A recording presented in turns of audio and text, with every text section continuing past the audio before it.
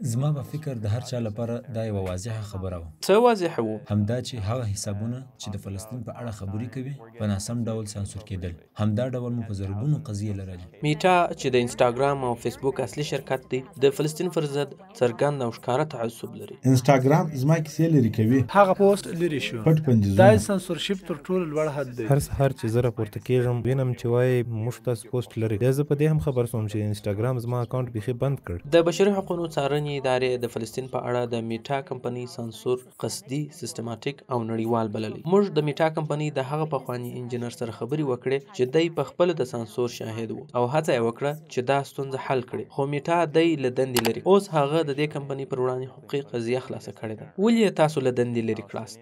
زما په باور د توکم پالنې په خاطر دوی یو دلیل دا ښیي چې زه ډیر فلسطین پاله یم. او دی د میټا کمپنۍ د ډیرو هغه کارکونکو څخه یوازې یو دی چې موږ ورسره د نړۍ په سطحه په یوه ستره د ټولنیزو رسنیو په کمپنۍ کې د داخلي سنسورشپ توکم پالنې ګواښونو په اړه خبرې وکړې. زه اوس مهال د میټا لخوا د یو لیک خپرولو په سبب تر څېړنې لاندې یم. آیا تاسو احساس کاوه چې د فلسطین په اړه ستاسو د فعالیت په خاطر تاسو د چا هدف یاست او هغوی درپسې دي؟ هو. په دې انځوریزه کې موږ دا درښیو چې د میټا کمپنۍ کارکونکو ته د وظیفې په وخت کې د څه ویلو اجازه شته او پر کارکونکو محدودیت بیا څه ډول ستاسو نشریات او څارل اغیزمنوي. او همدارنګه د دې کمپنۍ او اسرائیلو ترمنځ ژورې اړیکې هم څېړو چې په دې کې د اسرائیلو لوړپوړي چارواکي هم ښکېل دي. یو نفر چې په اسرائیلي پوځ کې دنده لرله دا پریکړه یې کوله چې آیا فلسطین په اړه مواد دې خلکو ته ښکاره شي که نه. دا خورا اندېښمنونکې ده.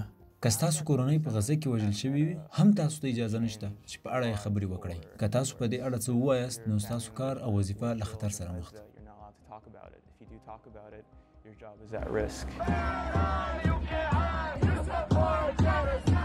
او ځینې کارکونکي وایي چې د شرکت تقریبا 4 میلیارډه کارکونکي د حق لري چې حقیقت ورته وښودل سي. په غزه کې ټول هغه ژورنالیستان چې یوازې د دې کیسو د خپرولو لپاره ووژل شول ټپیان شول، خپلې کورنۍ او ژوند یې په خطر کې واچول. خو میټا د یوې رسنۍ په توګه هغوی ټول په بشپړه توګه په خپل کار کې ناکام کړل. زه دې ټولو خلکو ته یو وضاحت ورکول غواړم. ستا دنده په میټا کې څه وه او څومره موده دې هلته کار وکړ؟ په میټا کې مې 2 کاله کار وکړ او زما دنده په انسټاګرام او فیسبوک کې د فاریو وړاندیزونو بهتر او غوره کول. دا هغه څوک دی چې موږ به یې دلته د عمر په نامه یادوو، یو لوړ رتبه انجینر چې فلسطینی امریکایي دی. هغه غواړي په راتلونکي دنده کې یې د ستونزو د مخنیوي په خاطر نوم پټ پاتې سي. نو ستا د دندې یوه برخه دا هم وه چې هغو حسابونو ته پاملرنه وکړې چې ناحقه سانسور سوي یا بند سوي وو. هو، له هغو پروژو څخه یوه چې ما پرې کار کاوه هغه د بیرونیو خبرونو او په سیمه ایز ډول په مشهورو پیښو پورې اړوند و. یو څو حسابونه قطعا د لټون څخه ورک شول، د هغوی نشریات په وړاندیزونو یا فاریو کې نه ښکارېده. پر دې نشریاتو هم کارونکو ریپورټونه وهل او هم د میټا کارکونکو. د هغه د قضیې له مخې میټا په ځانګړې توګه عمر ته په اکتوبر 2023 کې دنده وسپارله چې په غزه، اسرائیل او اوکراین پورې اړوند د انسټاګرام د بشپړتیا فلټرونو کیفیت وڅېړي. هغه وخت چې کله په غزه کې د اسرائیلو جګړه روانه وه، د میټا ګڼ شمېر کارونکو ادعا کول چې د فلسطین اړوند پوسټونه لرې کېږي، حسابونه حذف کېږي او دا چې ځینو ځانګړو وړتیاوو ته لاسرسی محدودېږي، لکه ژوندۍ خپرونې کول. د بشري حقوقو د څارنې یوې څېړنې تایید کړې چې میټا حتی د فلسطین آزاد کړي او نسل وژنه ودروي غوندې تبصرې هم لرې کولې او همدارنګه د فلسطیني بیرغ ایموجي هم لرې کاوه. د هغه حسابونو له ډلې څخه چې عمر پرې کار کاوه د غزې د وتلي فوټو ژورنالیست معتز عزیزا و چې په انسټاګرام کې له 19 میلیونو څخه زیات تعقیبونکي لري. ځینو ته یې کتل ډېر سخت و خو دا جنسي نه وه. دا چې د شهیدو ماشومانو او ښځو انځورونه او انځوریزې د جنسي فعالیت په نامه نوموي، دا شخصا زما د پاره ډېره ځورونکې ده. عمر ولیدل چې د عزیزا ډیری نشریات په غلط ډول داسې طبقه بندي سوي وه چې ګواکې په دې کې جنسي فعالیت او لوڅوالی دی چې بالاخره د جنسي فعالیت نوم ورکول سوی و چې په دې سره د ده پر حساب خورا ډیر محدودیتونه ولګېدل. عمر ماته وویل چې د میټا یو بد عادت دا هم دی چې کله یوه ستونزه په میلیونونو کارکونکي اغیزمنوي نو دوی ټول لاس په کار سي چې دا ستونزه حل کړي، خو کله چې په داسې یو حساب کې ستونزه وي چې هغه د فلسطین پلوی وي نو هیڅوک یې غم نه خوري ستونزه به پر یو معین وخت پلټل سوې وه، بیا به حل سوې وه او بیا به په دقیق هماغه وخت کې بیرته بنده سوې وه. دا په دې معنی چې په کارکوونکو کې یو چا دا ستونزې بې له حل کولو په قصدي ډول له پامه غورځولې او وروسته بیا 2 کارکوونکو عمر ته شخصي میسجونه واستول او ورته یې وویل چې په دې قصو نور کار مه لره، که څه هم دا د عمر دنده وه چې همداسې باید وکړي. تا ته څه ډول معلومه سول چې اصولي تطبیقات په سمه توګه نه ترسره کېدل؟ ما ته دا ډېر عجیبه او غیر مسلکي کار ښکاره سو. زما سره په یوه کمپنۍ کې لا هم داسې چلند نه دی سوی. عمر وایي چې زما زیاتره همکاران په دې خبر وه چې د عزیزه نشریات په غلطه توګه جنسي نومول سوي وه، خو بیا به هم په ورځو همدا ډول پاته وه او یوازینی شخص چې په ستونزو کې راګیر سو هغه عمر و، ځکه چې د همدې ستونزو ته پاملرنه کوله. که څه هم دی د تیرو کلونو په کار کې ښه ځلېدلی و، خو بیا هم میټا دی له دندې ګوښه کړ او دا یې هغه وخت ګوښه کړ چې په راتلونکو 2 ورځو کې دته د کمپنۍ د شراکت له اړخه په سلګونو زره ډالر رسېدل. دوی ویل چې موږ ځکه ته ګوښه کړې چې ته د ممتاز عزیزه سره اړیکې لرې. موږ میټا ته د 2 تورونو په اړه وویل، خو دوی د عمر پر قضیه د مستقیمې تبصرې څخه ډډه وکړل. د دې کمپنۍ ویان مخکې ویلي وه چې عمر و معلوماتو ته د لاسرسي د پالیسۍ څخه ناوړه ګټه اخیستې وه. دا هغه قوانین دي چې موږ د کمپنۍ د معلوماتو سره د کارکوونکو د چلند لپاره وضع کړي دي. کله چې ته په دې خبر سوې چې په همدې دلیل یې له دندې ګوښه کړې نو ستا عکس العمل څه و؟ ډېر فکرجن سوم ځکه چې دا دلیل دوی د ځانه جوړ کړی و. فکر کوم دوی دا نه سوای لیکلی چې ته فلسطینی یې، په همدې خاطر ګوښه شوې. آیا تر اوسه دې له ممتاز عزیزه سره لیدلي؟ نه، زه تر اوسه غزې ته نه یم تللی، نه مې هلته کورنۍ شته. آیا تر اوسه دې د هغه سره خبرې کړې دي؟ یا زما دپاره هیڅ زمینه نه ده مساعده چې زه د هغه سره ووینم. آیا ته په خپله د میټا یو پخوانی انجینر چې نوم یې دوی پیژنې؟ یا قطعا نه، تر هغو ما دی نه پیژندی تر څو مې چې په اړه خبرونه ولیدل. فلسطینی عکاس ممتاز عزیزه همدا دی. د یې ځکه ګوښه کړ چې د خپله وظیفه په سمه توګه ترسره کول دا د دوی عادت دی. دا زموږ د شتون پر وړاندې یوه جګړه ده او دا وینه تویونه لا تر اوسه روانه ده. ممتاز چې اوس په قطر کې اوسېږي د خپلو خلکو د ټولوژنې په اړه یې تر 100 ورځو زیات شواهد راټول کړل. وروسته بیا اسرائیلو بهرني ژورنالیستان غزې ته د داخلېدو څخه منع کړل. د ژورنالیستانو د وژنو او د دوی پر وړاندې د دې سرغړونې په اړه هیڅوک هم څه نه وایي. حال دا چې په ځینو اسلامي هیوادونو کې که د خبریالانو سره معمولي ناخوښه چلند وسي په اړه یې په نړۍ کې غوغا جوړیږي. یو څو عکسونه دي چې زما په دماغو کې پراته دي او دا عکسونه به تل زما په دماغو کې وي. زما دپاره دا اسانه خبره نه وه چې زه دا عکسونه واخلم او نه دا اسانه وه چې زه یې نشر کړم. ډېره ځورونکې وه. ممتاز وایي چې د 2023 کال د اکتوبر راوروسته یې 40 سلنه نشریات په مطلق ډول لرې کړل سوي او یا سنسور سوي دي او حساب یې 3 واره د څه وخت لپاره بند سوی دی. تر اوسه پورې هم د ده حساب ته په انسټاګرام کې د عامو خلکو لاسرسی محدود دی. هغه خلک چې د یې لا وړاندې نه دی تعقیب کړی نو د ده حساب نسی پیدا کولی او مجبور دي چې د یو زرنیم له لارې یې پیدا کړي. ته چې د دې ټول وژنې په منځ کې وې، ګواښونه درته متوجه وه او د دې ډول سنسورشیپ سره مخ وې، نو تا څه احساس کاوه؟ زه یو خبریال یم، دلته یوه جګړه ده، نو دا مناسبه نه ده چې د یو خبریال حساب دې بند کړل سي. So I don't feel it's moral to suspend the journalist's account. ممتاز وایي چې د ده ځینې خپرونې یوازې انځورونه دي او دا یې ځکه لرې کړي چې دا انځورونه په غزه کې د اسرائیلو د بېرحمانه جرمونو ښکارندویي کوي. چې رښتیا سي د میټا پالیسي روښانه ده. دا هغه پالیسي ده چې د دې جګړې څخه وړاندې پیل سوې ده، خو دوی دا نه ویني چې تر 50,000 ډېر انسانان شهیدان شول. نو همدا د دوی لپاره بسنه کوي چې پالیسي ورته بدله کړي. د ده تر دې خبرې پورې ډېری نور کسان هم دا وایي چې د دوی خبرې دوه مخې دي.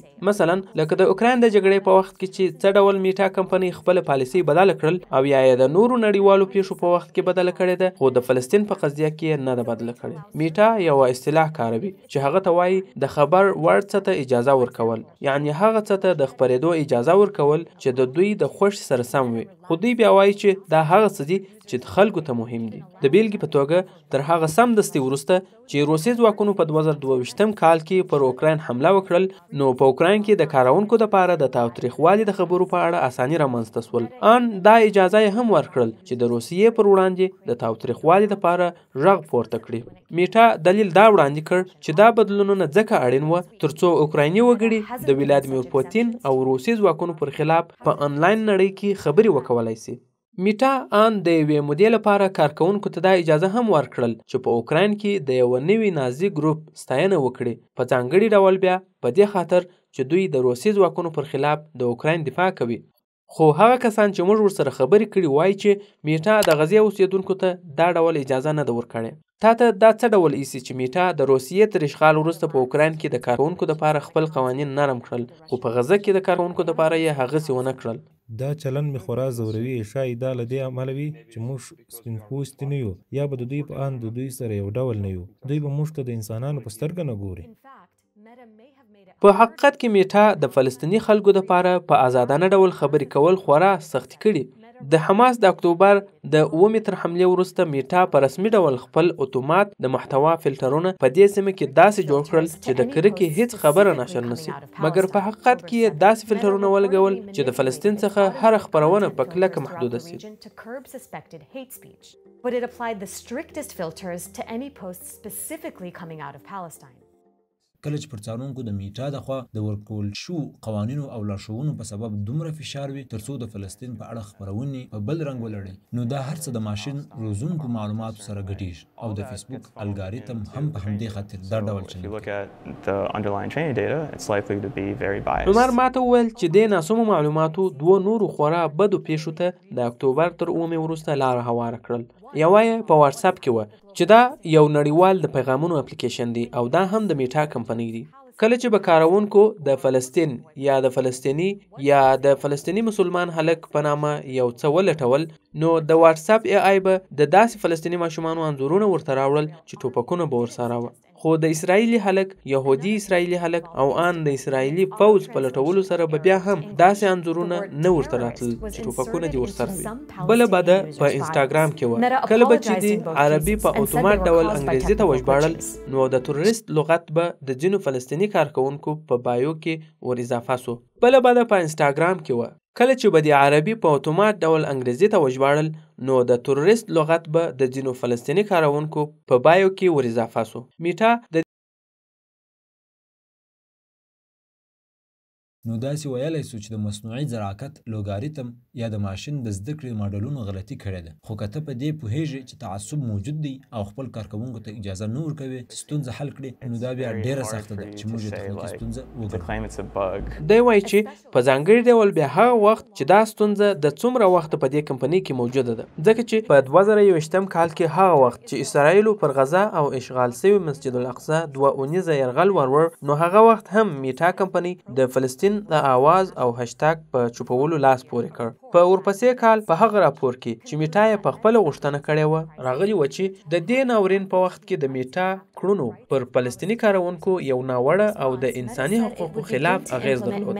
په ځواب کې میټا وویل چې دوی به د دې ریپورټونو په زیاتره پیشنهادونو عمل وکړي، خو د عمر په ګډون ډېر هغه کسان چې موږ خبرې ورسره وکړې وایي چې د 2021 کال د هغه پیښو راوروسته میټا هیڅ داسې څه نه دي کړي چې د خپلو کارونکو او یا کارکونکو دپاره شرایط سم کړي. زه د خپلې کړکۍ د باندې خپل کارځای میټا ته ګورم. ما د تیرو 3 کلونو راهیسې په میټا کې کار کاوه، خو دې وروستیو کې زه په دې خاطر د کاره ګوښه کړل شوم چې ما د فلسطین طرفداري کول.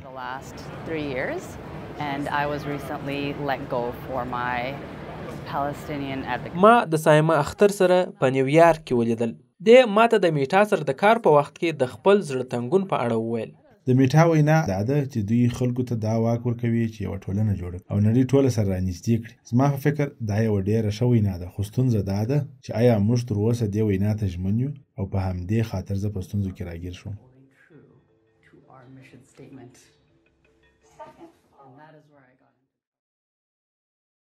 د 2023 کال د ډسمبر په میاشت کې چې د غزې د جګړې تر 2 میاشتو ډیر وخت شوی و، د میټا ځینې کارکونکي د شرکت د کړنو په وجه ډیر تنګ شوي وو. نو سایمې د نورو کارکونکو په مشرۍ د میټا رهبرۍ ته یو لیک ولیکي او په دې لیک کې پر میډیا د سنسورشپ سره سره خپلې ټولې اندېښنې شریک کړې. موږ د خپلو همکارانو او ملګرو څخه همدا یوه خبره اورېدل چې موږ باید څه وکړو، نو موږ په داخل کې دا هڅې پیل کړې چې دا غږ او ستونزې راپورته کړو. دا وایي چې تقریبا 4.5 همکارانو دا لیک تر یوې ورځې په کمه موده کې امضا کړ. رهبري په دې خبره سوه او لیک یې لرې کړ. زه یې د ټول سیستم څخه وایستلم او 2 میاشتې یې پلټنې راڅخه کولې او دا یې هم نه راته ویل چې ما کوم جرم کړی دی. زه بیا په دې هم خبره سوم چې دوی د خلکو میسجونه ته تلل او آن د ګوګل ډرایو کچردانې هم لټول ترڅو همدا لیک لري کړي. Found out that they were going into people's inboxes and even people's Google Drive trash cans to delete any copies of the letter. نو تر دې وخته ته په دې پوهېدې چې میټا پر خپلو کارکوونکو دا ډول څار لري؟ نه، زه نه پوهېدم. زه ډېره تر فشار لاندې او وېرېدلې وم چې دا اوس څه روان دي. About what was happening.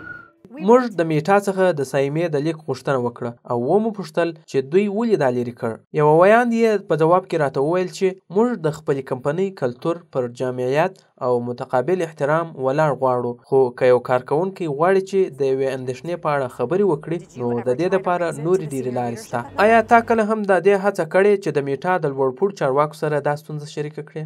بالکل. موږ ډېرو کسانو د مدیرانو سره خبره وکړل، د پیژن سره او تر هغه د لوړ رتبه کسانو سره مو ولیدل، خو زه باور لرم چې هغوی ټولو دا صرف نظر کول او یا دوی په خپله نه غوښتل چې لوړو کسانو ته یې ورسوي. تر 3 میاشتې ځنډ وروسته سایمې ته بیرته د کار اجازه ورکړل سوه، خو څو میاشتې وروسته د کار هغه وخت ګوښه کړل سوه چې میټا په دې پوه سوه چې دا او نور کارکوونکي د یوه بل لیک پر جوړولو کار کوي. همدې زه هڅولم چې غږ باید پورته کړم ځکه چې زما په آن نور هم همداسې احساس کوي. فکر کوم چې زما ضمیر مې خوب ته نه پرېږدي تر څو مې په دې اړه څه اقدام نه وي کړی. موږ د میټا څخه غوښتنه وکړل چې د سایمې او نورو هغه کسانو د ادعاو په اړه موږ ته خپل نظر راکړي چې د فلسطین خواخوږي دي، خو یوه ویان هغه پخوانی ځواب راکړ. موږ د خپلې کمپنۍ کلتور پر جامعیت او متقابل احترام ولاړ غواړو ترڅو هر یو خپل کار په ښه ډول ترسره کړای سي. په ډسمبر میاشت کې زما د کورنۍ 8 غړي د صهیونیستي رژیم لخوا په ډیره بېرحمانه توګه شهیدان کړل شول. په دې کې زما د کاکا زوی و چې دلته یې تاسو وینئ. سایمې دا مظاهره منظمه کړل. دا د میټا کمپنۍ د هغه فلسطیني کارکوونکو مظاهره ده چا چې په غزه کې د خپلې کورنۍ غړي د لاسه ورکړي دي، او دا د نیویارک ښار د میټا د دفتر مخې ته ترسره کیږي، ځکه چې کارکوونکي وایي میټا په کار کې د غزې په اړه د څه ویلو اجازه نه ورکوي. کله چې په میټا کې زموږ مسلمانې ټولنې وغوښتل چې غمشریکي سره وکړي نو زموږ مخنیوی وسو او راته وویل سول چې دا چاره دلته ګډوډي پېښوي. رزمي فلسطینی امریکایي ډاټا انالیست دی چې 3 کاله یې په میټا کې کار کړی دی. د رهبرۍ لخوا ډیر نشریات شوي چې د اکتوبر د 9 څخه سمدستي وروسته د اسرائیلیانو او د دوی د کورنیو سره غم شریکي کوي، خو زموږ د فلسطینیانو دپاره داسې ښکاروي لکه موږ چې اصلا شتون ونه لرو، یعنی د رهبرۍ لخوا هیڅ ملاتړ نشته. دا چې تا لیدل چې په غزه کې ستا د کورنۍ سره څه روان دي او ته دلته هره ورځ د میټا دفتر ته تللې، نو څه ډول درته ښکارېدل؟ دا ډیره سخته وه. زه د ډیر تشویش او خفګان سره مخ وم. ما به ویل چې د دې کمپنۍ هدف څه دی. پخوا مو پر هغه هدف باور لرلو چې ګوا موږ ټولنې سره یوځای کوو، خو د فلسطین د آواز د بېدریغه چوپولو په لیدلو سره مې پر دې وژړل چې زه د داسې یو کمپنۍ دپاره هره ورځ خواري کوم. کله مو چې د دې ادعا په اړه وپوښتل چې آیا رښتیا هم د میټا رهبري د فلسطیني کارکوونکو په غم کې د شریکېدو څخه ډډه کړې، نو دوی دا ځواب راکړ چې په دې اړه څه نسو ویلی. آیا تا نورې سیاسي پیښې داسې لیدلي چې په ښکاره ډول یې ملاتړ سوی وي؟ هو ولې نه، د اوکراین سره 100% ملاتړ و. BLM همدغه ډول. دا ښه خبره وه چې د هغوی ملاتړ وکړي او همداسې باید کړي وای. کله چې خبره د فلسطین سوه نو ټول پټه خوله سو. نو ته همالته وې چې کله د اوکراین جګړه پیل سوه او تا خلک لیدل چې د دې په اړه یې نشریات کولی سول؟ هو بالکل. خو د غزې په اړه نشریاتو ته اجازه نسته؟ همداسې ده. په میټا کې زموږ سرچینو موږ ته د هغه داخلي سیستم په اړه وویل چې نږدې 80,000 د میټا کارکوونکي د دې سیستم له لارې اړیکه سره نیسي چې په قصدي ډول د دې سیستم څخه زموږ میسجونه ړنګېدل. میټا د خپلو کارکوونکو څه ډول میسجونه ړنګول؟ زموږ ډیرو همکارانو یو بل ته فقط د فلسطین د کلتور او د ښایست په اړه میسجونه کول چې دا ټول ړنګېدل. کله به هم چې په غزه کې د روان انساني ناورین په اړه یادونه کول دا به هم ړنګېدل. دا به چا ړنګول؟ د CE ټیم. دا هغه ټیم دی چې زموږ خبرې څاري او پریکړه کوي چې موږ د څه په اړه خبرې کولی سو او د څه په اړه یې نسو کولی. CEE د Community Engagement Expectation مخفف دی او دا هغه داخلي قانون دی چې میټا په 2022م کال کې د دې لپاره وضع کړی چې په کاري ساحه کې د جنجالي بحثونو څخه مخنیوي وکړي. زموږ سرچینو موږ ته ویلي چې د CEE قانون څخه سرغړونه کول د کار پر ارزیابي یا پر امتیاز تاثیر کوي. خو سایما وایي چې د فلسطین په اړه هغه نشریات چې ړنګېدل به هیڅ جنجالي نه وه، خو بیا هم په سلګونو یې ړنګېدل. د دې په وینا دا یوه د هغه خپرونو څخه ده چې ړنګه کړل سوې ده. دا د نکبه د ورځې د یاد په خاطر سوې ده. په دې ورځ فلسطینیان د هغه لکونو مسلمانانو یادونه کوي چې د اسرائیلو له لوري د اسرائیلي ریاست د جوړولو په خاطر د خپلو کورونو څخه شړل سوي وه. خو دا وایي چې دا خپرونه چې د هولوکاست په اړه سوې او ډېره همدې ته ورته ژبه پکښې کارول سوې نه ده ړنګه سوې، او ځینې وایي چې دا ړنګول بیخي احمقانه وه. د دوی په وینا چې د CEE ټیم ان هغه نشریات هم ړنګ کړل چې اندوانه پکښې یاده سوې وه، چې د هغو د جملې څخه یوه دا خپرونه هم ده چې د میټا د مسلمانانو د کلب پلان پکښې تشریح سوی و چې پکښې د میټا ټولو کارکوونکو ته هندوانه ویشل کېدل. هندوانه د فلسطیني مسلمانانو د مبارزې یوه نښه ده، ځکه چې دا رنګونه د فلسطین د بیرغ سره یو شان دي. د CEE ټیم مسلم کلب ته ویلي و چې دوی هندوانه نسی ویشلی او ورته ویلي و چې باید د مسلمانانو یوه بل کلتوري میوه وویشي. زما ټیم ته دا ډول په درزنونو نشریات ورښکاره کړل سول چې کاروونکي وایي د میټا لخوا ړنګ کړل سوي دي، چې په دې نشریاتو کې د فلسطیني اتڼ، خوړو، د زیتون د ونو په اړه یادونه سوې وه. ان هغه میسجونه هم ړنګېدل چې د ړنګېدلو د سبب په اړه به یې پوښتنه کول. که میټا د خپلو کارکوونکو ترمنځ په داسې کوچني مسایلو په تکلیف کېږي او دا ډول یو د تعصب ډک چلن ورسره کوي، نو زه او نور دا باور څنګه کولی سو چې دوی به د میلیاردونو کارکوونکو محتوا تحمل کړي. په یوه ایمیل کې د میټا یو ویان موږ ته لیکلي چې CEE قانون پر ټولو په مناسب ډول عملي کیږي ترڅو خبرې اترې خوندي او اغیزمنې پاتې سي. او په تیرو څو کلونو کې موږ داسې بحثونه لیدلي چې د بې ځایه ګډوډیو او بحث اوږدېدو لامل سوي. په داسې یو چوپ او صرف نظر کوونکي حالت کې اوسېدل ځورونکي دي. زما کمپنۍ څه کوي؟ د دې کمپنۍ مشران څه کوي؟ د کلونو راهیسې د ټکنالوژۍ کمپنۍ هغه خلک ګوښه کوي چې د فلسطین په غم غمجن دي. دوی د خلکو د ګوښه کولو دپاره ښه بهانې پیدا کړي. دا پول بیګر دی. دی د ټکنالوژي د برخې یو تجار دی چې د فلسطین لپاره ټکنالوژي پر مخ وړي. دا داسې یوه اداره ده چې دنده یې د ټکنالوژي په نړۍ کې د فلسطیني غږونو راپورته کول دي، او همدارنګه دی په سیلیکن ویلي کې اسرائیلي اړیکې څیړي. د ټکنالوژۍ غټو کمپنیو د فلسطین پر وړاندې تعصب شروع کړی دی او ټولې د اسرائیلو پلوي کوي. دی او د میټا نور هغه کارکوونکي چې موږ خبرې ورسره کړي وایي چې دا خبره په ځانګړي ډول پر میټا تطبیقیږي، ځکه چې په میټا کې ګڼ شمېر اسرائیلي او اسرائیل پلوه خلک پر لوړو رتبو مقرر دي. په میټا کې یو ډېر لوړپوړی چارواکی ګی روزن نومیږي.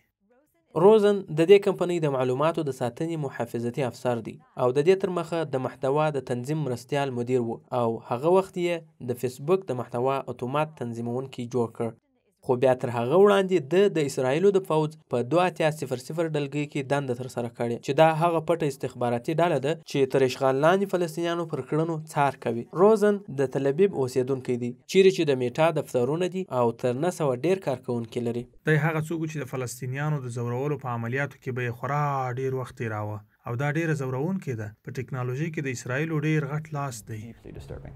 There is a pipeline from the Israeli military into tech. دا لاس په میټا کې ډیر ښکارا دی. زموږ د څېړنو پر اساس چې د لینکډ ان معلومات مو څېړلي، هلته هم ډیر د میټا کارکوونکي ګمارل سوي او په ښکاره یې دا بیان کړي چې دوی مخکې د اسرائیلو د فوج په 2800 ډلګۍ کې کار کاوه. ډیروی یې د هغه وظیفې څخه وروسته سمدستي دلته کار پیل کړی. یو عادي څوک ولې باید چې د ټکنالوژي په نړۍ کې د اسرائیلي فوج د 2800 ډلګۍ د لاس لرلو څخه اندېښمن سي؟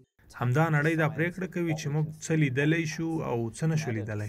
دا د میټا په لاس کې دی چې څه باید په انسټاګرام ښکاره شي. هر هغه څوک چې د دې ټکنالوژۍ څخه کار اخلي په دې معنا ده چې دوی په اسرائیلي نظریه ککړه ټکنالوژي کاروي، او همدارنګه د اسرائیلي حکومت په نظریه ککړه. په 2015 کال کې اسرائیلي هغه سایبري ډلګۍ جوړه کړل چې ټولنیزو رسنیو ته غوښتنلیکونه استوي او ورته وایي چې هغه مواد لرې کړي چې دوی یې له تاوتریخوالي ډک ګڼي. د اکتوبر تر تر اومې وروسته په 15 اونیو کې دې ډلګۍ د ټولنیزو رسنیو څخه د نظر 1500 خپرونو د لرې کولو غوښتنه کړې او دې کمپنیو یې هم خبره منلې او 24 سلنه هغه خپرونې یې لرې کړي. ډېره غوښتنه د میټا څخه سوې وه. د میټا نور لوړ رتبه چارواکي هم د اسرائیلي حکومت سره اړیکې لري. ډېر خوشحاله یم چې جوردینا کیټلر ته ښه راغلاست وایم. په اسرائیل کې د فیسبوک د عامه پالیسي لارښوونکې جوردینا کیټلر د اسرائیلو او د بهرمیشتو یهودو لپاره د دې کمپنۍ د عامه پالیسي لارښوونکې ده. دا پر داسې وظیفه ده چې هیڅ فلسطینی سیال نه لري. کیټلر مخکې د اسرائیلو د لومړي وزیر بنجامین نتنیاهو د مشاور په توګه دنده لرله او په 2020 کال کې د میټا د وظیفې پر مهال یې دا هم ویل چې په دې کمپنۍ کې زما د وظیفې یو برخه دا هم ده چې د اسرائیلي وګړو یو وکیله او د حکومت د اندېښنو یو غږ واوسم. ما ته دا فرصت په لاس راغلی چې د پالیسۍ پر ډول تاثیرګذاره اوسم. په میټا کې نیکولا مندلسم د ګلوبل بزنس مشر هم هغه څوک ده چې خاوند یې د اسرائیلو یو لابیګر دی او دې په دې وروستیو کې د میټا زیات کارکونکي ځکه راوپارول چې د سټاپ انټیسیمیټیزم د مرستیالي لارښوونکي سره یې انځور اخیستی و. دا هغه اداره ده چې کار یې د هغه خلکو ځورول او تهدیدول دي چې د فلسطین ملاتړ کوي. همدارنګه د میټا مخکنی عملیاتي افسره شیریل سیندبرګ ده چې د 2023 کال تر جنوري میاشتې پورې د کمپنۍ په لارښوونکې برخه کې وه. دې په دې وروستیو کې یو مستند جوړ کړ چې پکښې د اکتوبر پر 9 پر اسرائیلي میرمنو د سیستماتیک جنسي تیري او تاوتریخوالي ادعا کړې وه.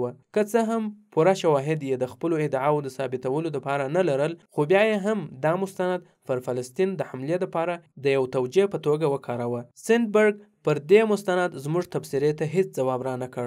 دغه چا تاثیرات به چې د دې کمپنۍ دپاره ډېر اړین دي حتما پر ټوله کمپنۍ لویږي، پر هغه خلکو چې ګمارل سوي دي او یا هم پر لوړو وظیفو دي. نو همدا د دې سبب سوی دی چې میټا دغه ډول چلند خپل کړی. د میټا مشر مارک زوکربرګ په رسمي ډول د هغه ادارې سره مرسته وکړل چې د فلسطین په اړه پروپاګند کوي. د اکتوبر تر 9 وروسته زوکربرګ زاکا ته $1,25,000 ورکړل چې دا د اسرائیلو د پلټنې او ژغورنې هغه اداره ده چې د ماشومانو د سرونو د پرې کولو ښکاره او مشهور درواغ یې ترتیب کړي وه. میټا د زوکربرګ د مرستې او نورو هغه پیښو په اړه چې موږ یې ورڅخه پوښتنه کړې وه مستقیما څه ځواب را نه کړ. خو کله مو چې وپوښتل چې آیا دغه اړیکه به د فلسطین او اسرائیلو په قضیه کې د کمپنۍ پر دریځ کوم اغیز وکړي، نو یو ویاند یې په ځواب کې راته وویل چې موږ داسې رانه قوانین لرو چې داسې جوړ سوي ترڅو په هره برخه کې د تعصب مخه ونیسي. خو پول وایي چې دا اړیکې زموږ سره دا مرسته کوي چې پوه سو چې څه ډول انساني پریکړې نه د AI د فلسطین او اسرائیلو په قضیه کې د دې ادارې پر دریځ اغیز کوي. موږ د میټا ډېری قوانین لیدلي، په ځانګړې توګه بیا په انسټاګرام کې چې د زورونې پر بنیاد ولاړ دي او دا قوانین په قصدي ډول جوړ کړي دي. مثلا پر انسټاګرام د سیاسي محتوا محدودول چې میټا په پټه توګه د 2023 کال په لومړیو کې وضع کړ، په داسې حال کې چې د فلسطین او اسرائیلو نړیواله غمیزه په غزه کې لا روانه ده، یا هم د زاینستانو هدف کول د تاوتریخوالي په قانون کې راوستل. دا داسې حرکت دی چې ډېری نقد کوونکي اندېښنه لري چې نور به د اسرائیلو پر حکومت سالم نقد هم نسو کولی. خلکو ته باید دا اجازه وي چې پر اسرائیلي حکومت نیوکه وکړي. خلکو ته باید د یو عقیدوي حرکت د نقدولو اجازه وي. همدارنګه اسرائیلي پوځ د میټا کمپنۍ د واتس اپ معلومات د دې لپاره کارولي چې له مخې په غزه کې د چا د وژلو او نه وژلو پریکړه وکړي. دا خبره په یوه اسرائیلي خبري سایټ 902 مجله کې راغلې ده. آزاد رسنیو خبر ورکړی چې اسرائیل د مصنوعي ځیرکتیا سیستمونه د دې لپاره کاروي چې دوی ته د وژلو لپاره هدفونه ورپګوته کړي. هغه فلسطینیان چې دغه کمپیوټري پروګرامونو له لارې هدف سوي وي په خپل کورونو کې بمباریږي. یو هغه څه چې اسرائیل یې دې پروګرامونو ته د هدف ور معرفي کوي هغه څوک دي چې د شکمنو جنګیالیو سره د واتس اپ په یو ګروپ کې ملګري وي. اسرائیل دا خبره په رسمي ډول نه ده منلې چې دوی د واتس اپ معلومات په دې طریقه کاروي، او میټا موږ ته وویل چې واتس اپ دومره کمزوري نه دی او موږ داسې شواهد نه لرو چې د واتس اپ د کار د ډول په اړه دي کومې کمزوري موجودې وي. خو د میټا انجینران په دې خبر دي چې د نړۍ حکومتونه دا وړتیا لري چې دا کمزوري پیدا کړي، او انجینرانو په یو خبر کې دې کمپنۍ ته د دې په اړه د 2023 کال په مارچ خبرداري ورکړي. آیا ته باوري یې چې میټا په غزه کې د بېګناه وګړو په مرګ ژوبله کې لاس لري؟ ته باید په دې اړه فکر وکړې. هغه وخت چې تا ته وویل سي چې ستا تولید خلک وژني نو ته باید څه وکړې؟ ستا مسؤلیت دا دی چې هر هغه څه باید وکړې چې ستونزه حلوي او د خلکو د مرګ مخه نیسي. خو میټا پریکړه کړې چې هیڅ به نه کوي. زما په فکر په همدې خاطر میټا لاس پکې لري. که موږ 100 کاله مخته وګورو چې څه ډول دا ټول وژنې پېښې سوي او څه ډول د ټکنالوژۍ لویې کمپنۍ پکې ښکېل وي، نو موږ به حیران ځکه سو چې موږ ولې څه نه دي کړي.